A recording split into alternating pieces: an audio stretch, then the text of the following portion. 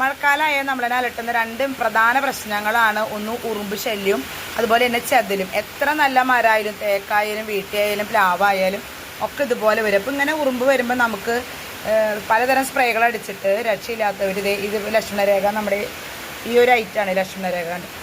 ഇത് വാങ്ങിച്ചിട്ട് 20 രൂപയുടെ ചോക്കാണ്. ഇത് ഇങ്ങനെ വരച്ച് കൊടുത്താൽ ആ സ്ഥലത്ത് അങ്ങോട്ട് ആക്കി കൊടുത്താൽ ആ ഓട്ടയിലുള്ള ഉറുമ്പുകളെല്ലാം ചത്തുപോട്ടാണ്.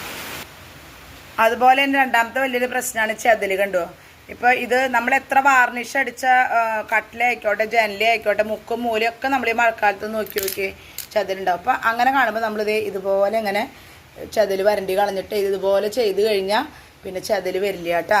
ഇടയ്ക്കൊരു 2 ആഴ്ച കൂടുമ്പോഴൊക്കെ ഒന്നും ഇങ്ങനെ നോക്കിയാൽ മതി. കണ്ടോ, ഈ ഡോറിൻ്റെ അവിടെയൊക്കെ ഇതുപോലെ ഉണ്ടായിരുന്നു.